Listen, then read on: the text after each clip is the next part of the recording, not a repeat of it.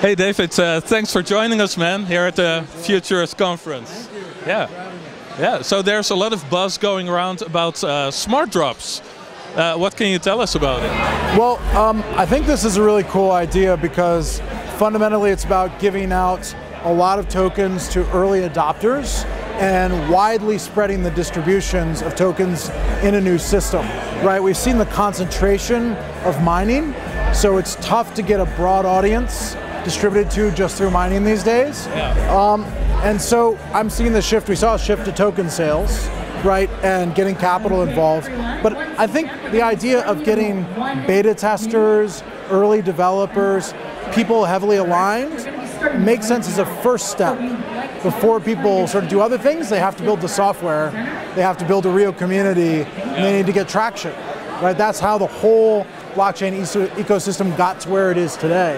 And so people have sort of been trading airdrops as like an afterthought. I'll do 1% of my tokens in an airdrop.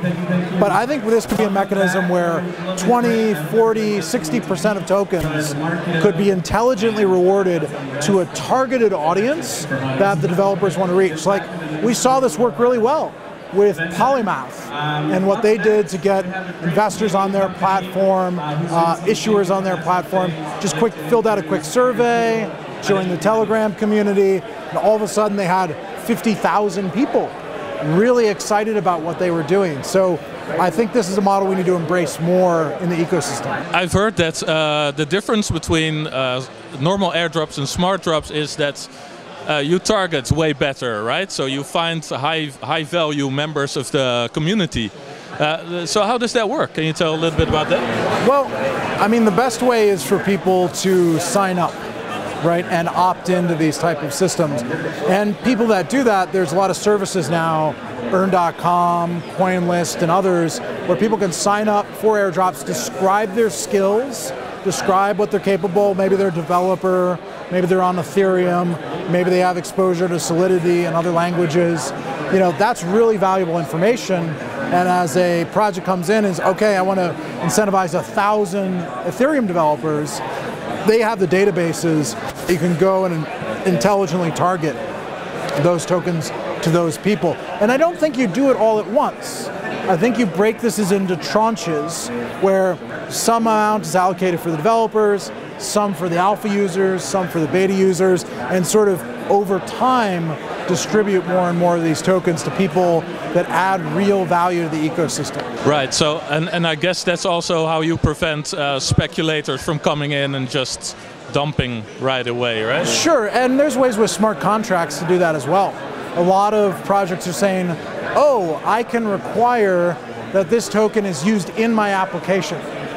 So if it's, you know, Open Garden and they're doing an airdrop, they want people to use it for consuming bandwidth in their mesh network, right, to get that whole system bootstrapped. That's a smart way to attract people that actually want to use the tokens as opposed to just sell them on the market. So there's a lot I think we can do with smart contracts to build intelligence into how the tokens are used. Yeah, that's really cool. So the problem I have with airdrops is that I get these tiny amounts and I don't really care, you know, I can just buy it myself if I'm interested. So well, I think for smart drops to succeed, you really need it to be meaningful, right? I mean, Polymath, I think, set a good standard with giving out 250 poly, which at the time were worth $250, $300 per person to people that signed up. That was enough to motivate people to fill out the survey, go through the friction of KYC, you know, join the Telegram and really get involved. And so I think that's probably a good range. It's enough to incentivize people. And as long as you're doing it properly and somebody has to prove their identity, you can avoid people swamping the system with fake IDs or other attacks. But that's really where we need more work, but there are good tools coming out to really provide that. And you can already prevent bots, right, by using KYC. Right. Right, so great. Well, thanks a lot. So one last question.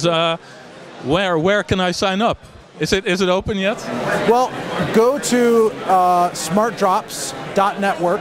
There's a website up there, points to a few resources and videos on the subject. It's a good place for people to get started, and I would really encourage entrepreneurs that are looking to get in this ecosystem to consider this as their first avenue, as opposed to necessarily going straight to a token sale or straight to some other avenue, to think about first building your community and using this as a way to do it.